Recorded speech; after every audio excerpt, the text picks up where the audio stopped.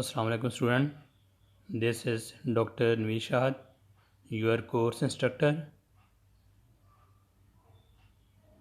In our lecture, which is a sixth one lecture, we will cover our two topics.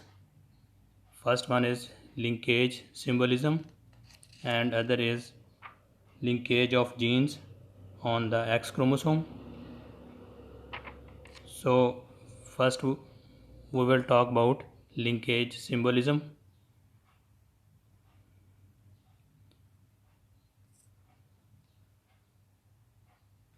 Our symbolism for describing crosses becomes difficult with the introduction of linkage. We can show genetics constitutions of each chromosome in Drosophila cross as shown here. In this example,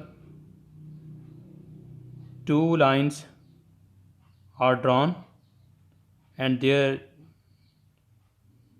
genes of two chromosomes are shown above and below the lines. Each line represents a chromosome. The allele above are on one chromosome and those below are for the other chromosomes.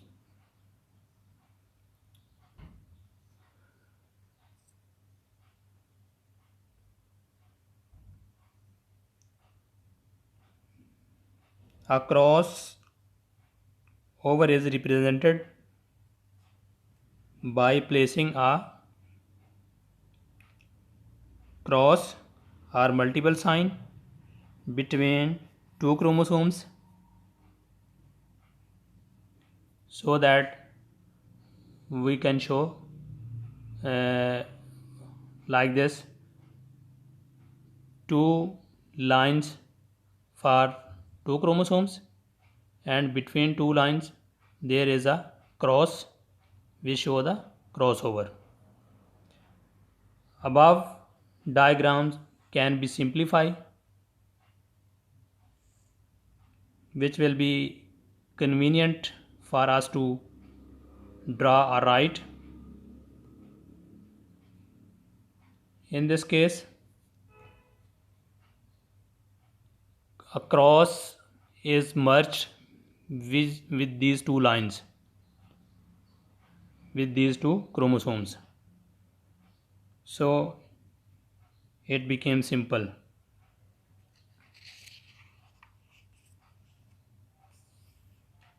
We can simplify genotypic designation of linked genes by drawing a single line.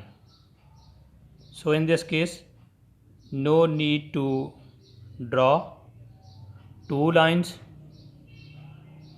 Single line will show that it is basically the representation of two chromosomes. We automatically consider that single line is for two chromosome. So one line remove, just draw single line.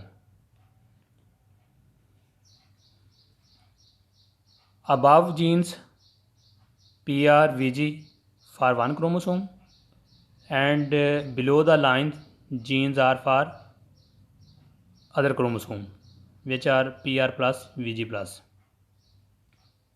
So it is more simple, convenient as compared to previous one crosses, but this is still difficult for typing and writing. So let's tip the line to give us PR VG oblique PR plus VG plus. Still keeping the genes of one chromosome on one side of the line and those of its homologue on the other side.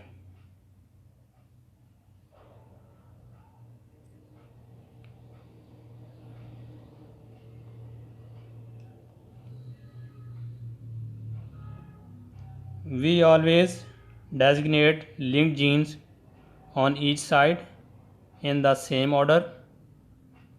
It is always AB oblique AB, not or never AB oblique BA. Order is the most important. Show proper ways. So it is important thing which need to keep in mind. The rules that genes are always written in the same order permits genetics to use a shorter notations in which wild type allele is written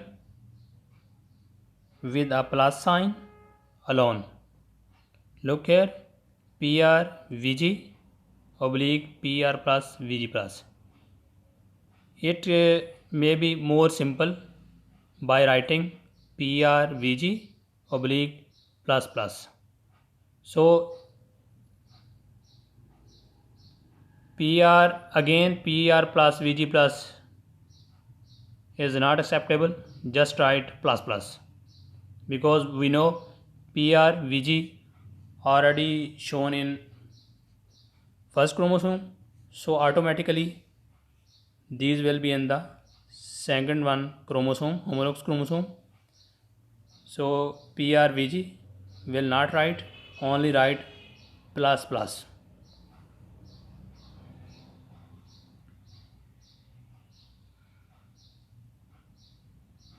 You may see this notation in different books and even different research articles in different research papers.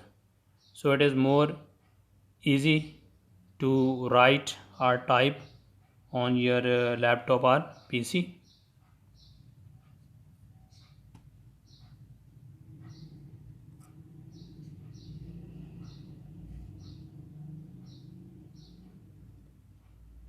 As we have studies in previous lectures that genes known to be on different chromosome pairs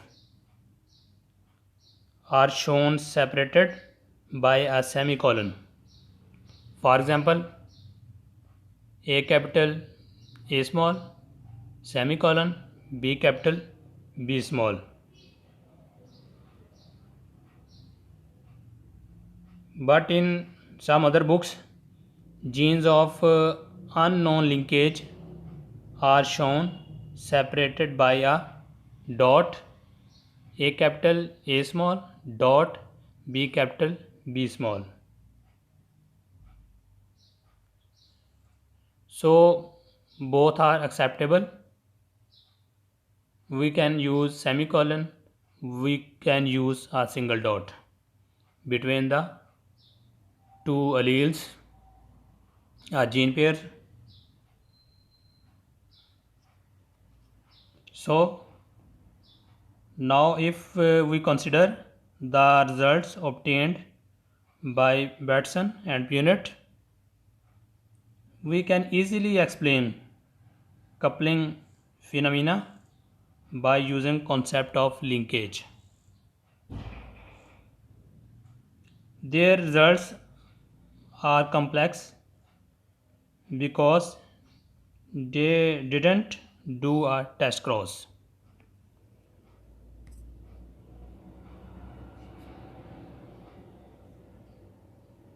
So it was all about the linkage symbolism.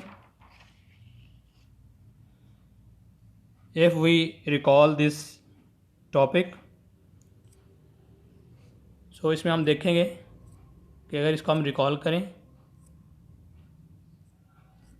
हमने previous जो crosses पढ़े हैं उसमें हम देखते हैं कि हम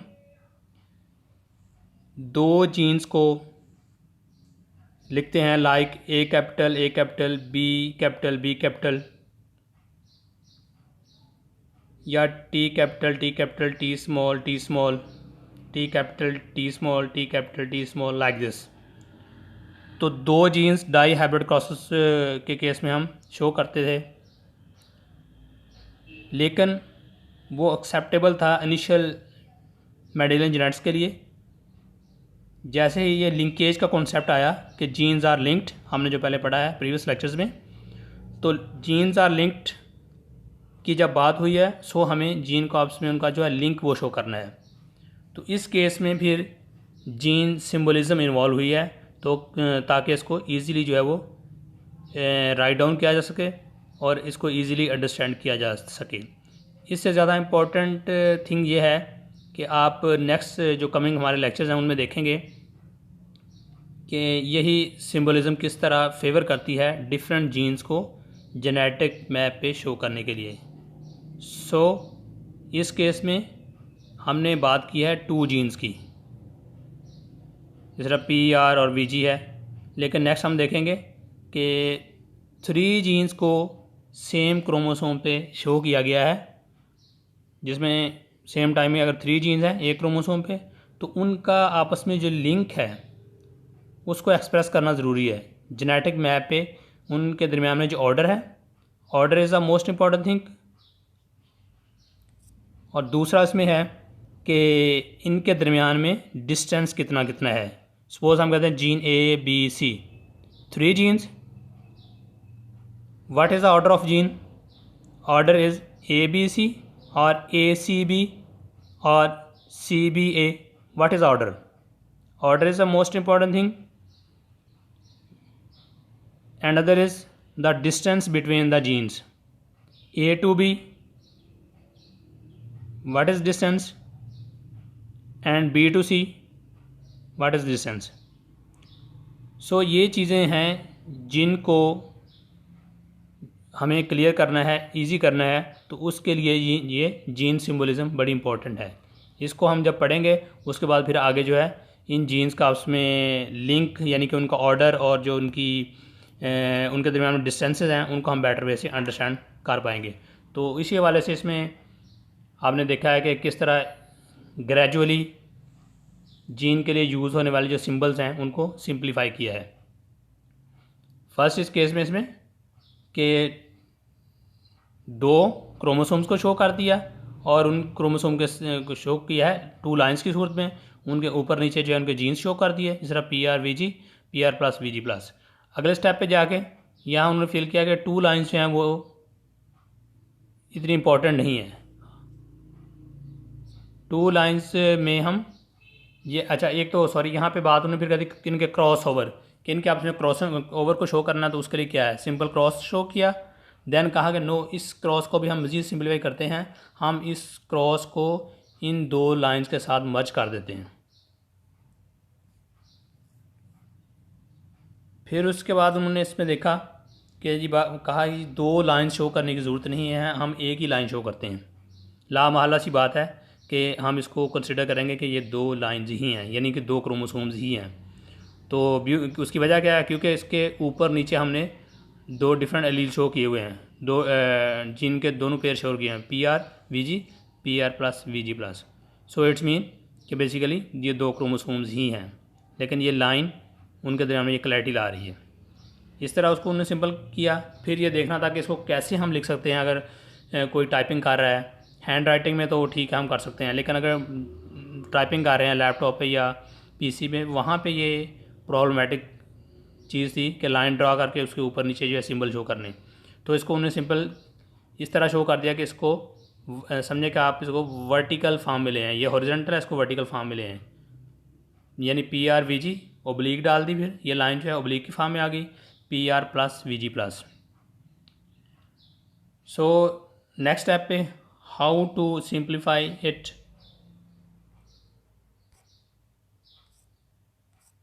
इसके लिए ये है कि ऑर्डर जो है मैटर करता है। अगर हम कहते हैं PR+VG, so we should keep in mind कि PR और VG ही होना चाहिए। पहले अगर हमने PR VG लिखा एक क्रोमोसोम पे, दूसरे क्रोमोसोम के लिए भी हमें PR VG ही लिखना है, VG PR नहीं लिख सकते। एक तो ये इनका ऑर्डर जो है वो मैटर कर रहा है, जिस तरह यहाँ पे AB नॉट AB BA ऐसे नहीं लिख सकते, ये चीज़ थी, ऑर्डर यानी मैटर कर रहा है। दूसरा ये कि अगर हम कह रहे हैं कि AB है और दूसरा भी हमें पता है कि वो AB होगा, तो उस केस के लिए फिर ये है कि हम इसको मज़ीद सिंपलीफाई कर दें। हम कहेंगे जिस तरह PR VG, तो दूसरा भी PR VG लेकिन उस प्लस साइन के साथ है। तो अगर PR VG नेक्स्ट रिपीट हो रहा है then we will have to remove this. So we write PR VG oblique plus plus plus plus mean automatically PR plus VG plus. सो इसको इस तरह हम सिंपलीफाई कर सकते हैं। और इसी तरह के ये जो नोटेशंस हैं डिफरेंट बुक्स और रिसर्चर ने इसको रिसर्च आर्टिकल में इनको यूज़ किया है।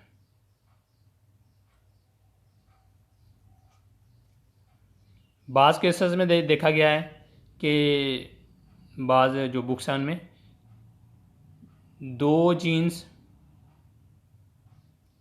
को जो सेपरेट किया है वो सेमी कॉलन से सेपरेट किया है, और बाज़ केसेस में इन दोनों जीन्स को एक डॉट लगाकर सेपरेट किया है। तो सो दोनों कंडीशन एक्सेप्टेबल हैं, जिसको लिखा जा सकता है इस तरह से।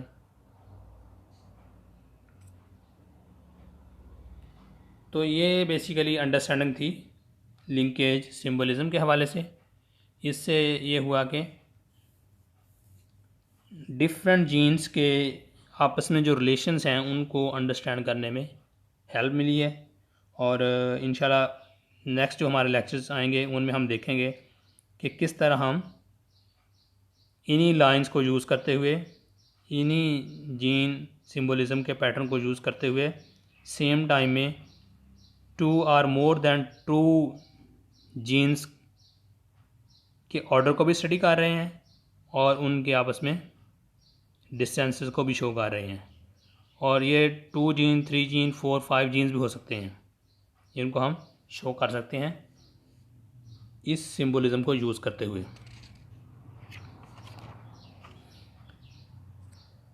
सो इसके बाद our next topic is linkage of genes on the X chromosome. Linkage of genes previous हमने जो पढ़ा हुआ है वो हमने पढ़ा था with reference to autosomal genes. Like अगर हम ह्यूमन की बात करें, क्योंकि आपको ज़्यादा आइडिया है ह्यूमन क्रोमोसोम के हवाले से, human have 46 chromosomes in the form of pair, 23 pairs, 22 chromosomes in human, 22 pairs of chromosomes in humans are autosomes,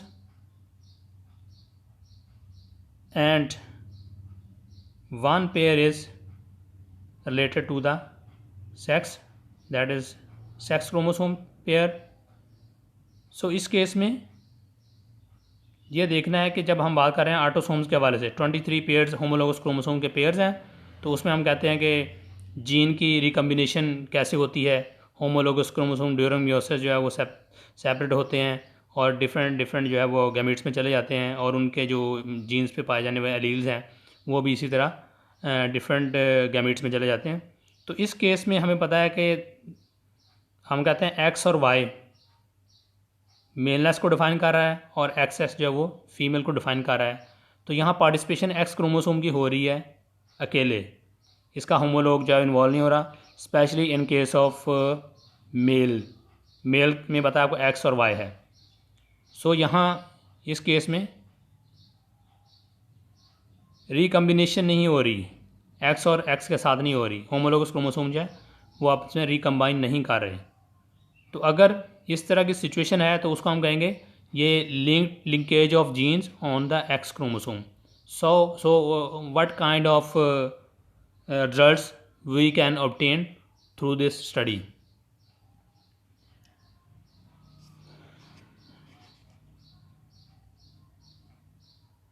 Until now, we have been considering recombination of autosomal genes. What are the results of non-sister chromatids of the X chromosome crossing over between two genes of interest?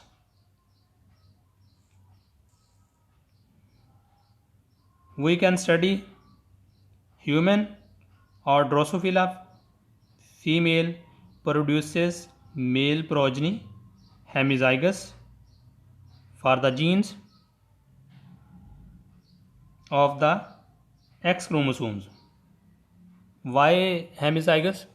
Because उसमें female का x chromosome involve हो रहा है और mail side से Y chromosome involve हो रहा है, तो एक्स क्रोमोसोम जो है वो हेमीजाइगस हो रहा है, यानी उसमें जो जीन्स आ रहे हैं वो होमोलोगस नेचर के नहीं आ रहे हैं बल्कि हेमी नेचर के हैं। इसको हेमीजाइगस बोल रहे हैं, होमोजाइगस नहीं बल्कि हेमी, यानी पार्शली वो का इसमें टर्म ये बन रही है हेमीजाइगस। ये इसमें एक्स क्रोमोसोम इन्वॉल्व हो रहा है।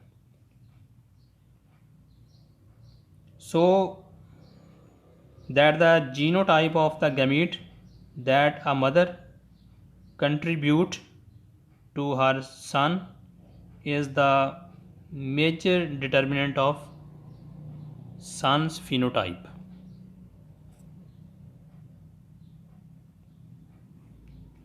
Let's consider an example in which we first observe F1 progeny from the mating of two Drosophila flies, and then F2 progeny from intercrossing the F1, intercrossing or selfing of F1. In this case we use here following symbols: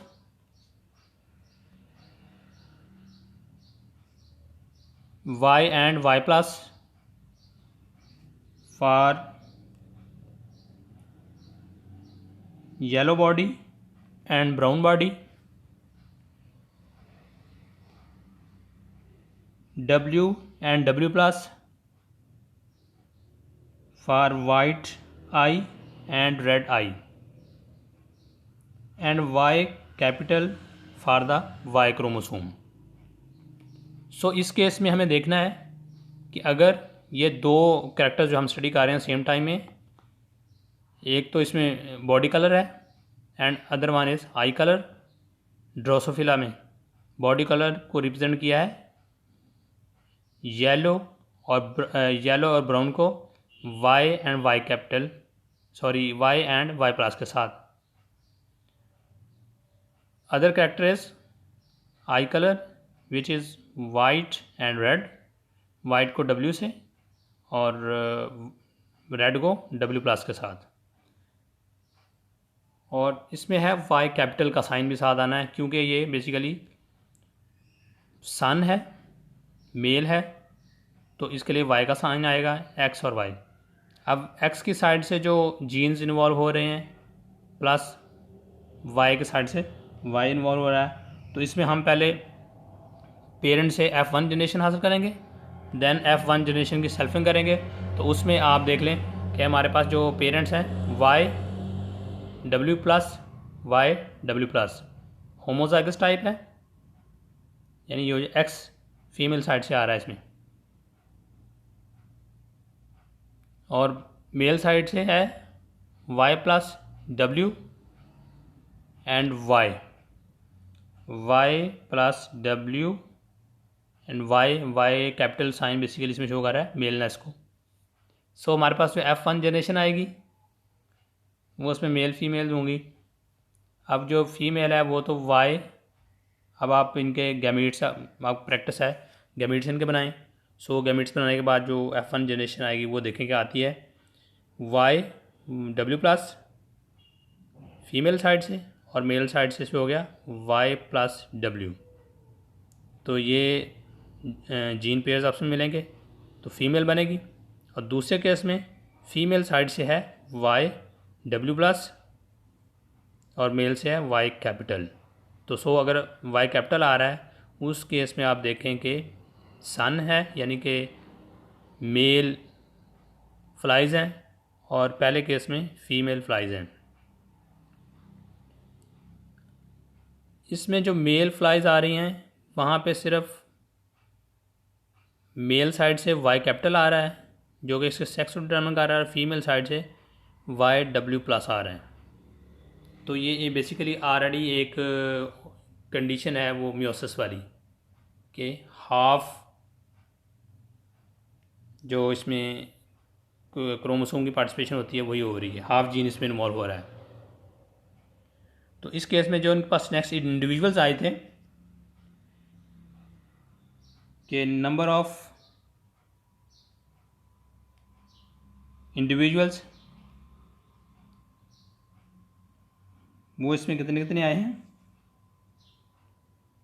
the number of F2 males in the phenotype classes are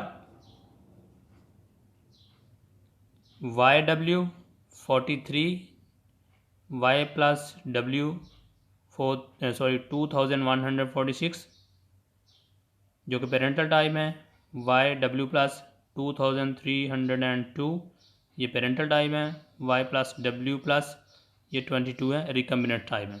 अब आप इनको compare करें कि Y और W ये parents में नहीं है तो ये नए हमारे पास सामने आए हैं, तो इनको ये 43 हैं रिकम्बिनेंट हैं, Y प्लस W प्लस 23 हैं इंडिविजुअल, तो ये भी रिकम्बिनेंट टाइप है।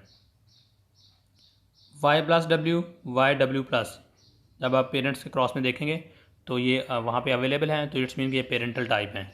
सो इसमें मोस्ट ऑफ द इंडिविजुअल्स जो हैं वो पेरेंटल टाइप हैं और रिकम्बिनेंट टाइप कम आए हुए हैं। ओवरऑल इसकी जो प्रोजनी है वो 4513 की है।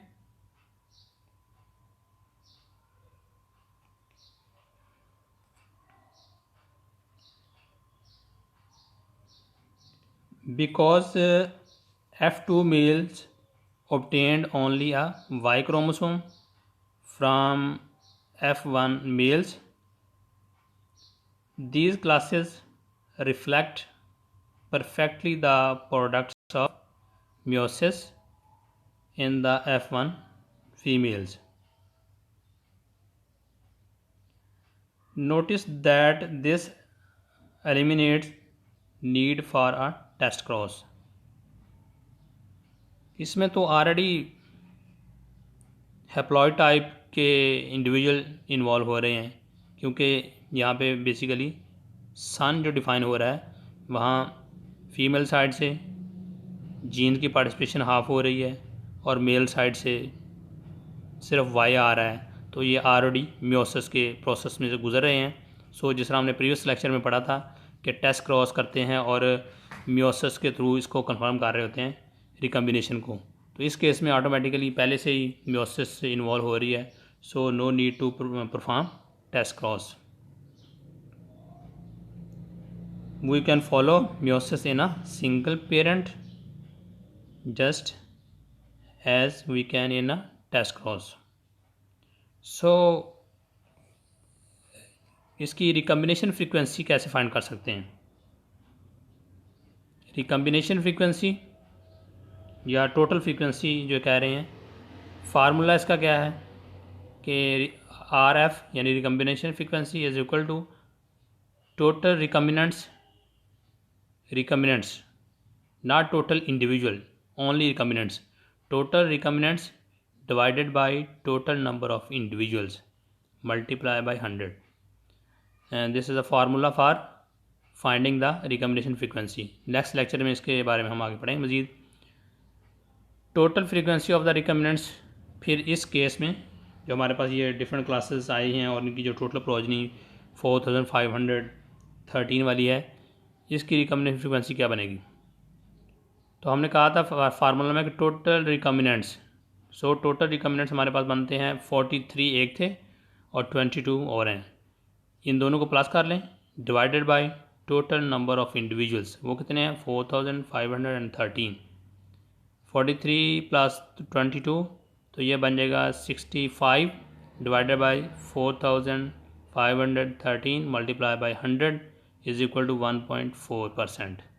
So here recombination frequency is 1.4%. That is very less. तो इसमें आप देखें बेसिकली ये एक हमें अंडरस्टैंडिंग दे रही है कि एक्स क्रोमोसोम पे पाए जाने वाले जीन जो हैं वो आपस में किस हद तक लिंक्ड होते हैं, उनके लिंकेज को हम कैसे स्टडी कर सकते हैं. तो वो ड्रोसोफिला के केस में हमने एक एग्जांपल को लिया और उसको देखा है. सेम विद ह्यूमन में भी इसको स्टडी कर सकते हैं. So it's all about our today topic.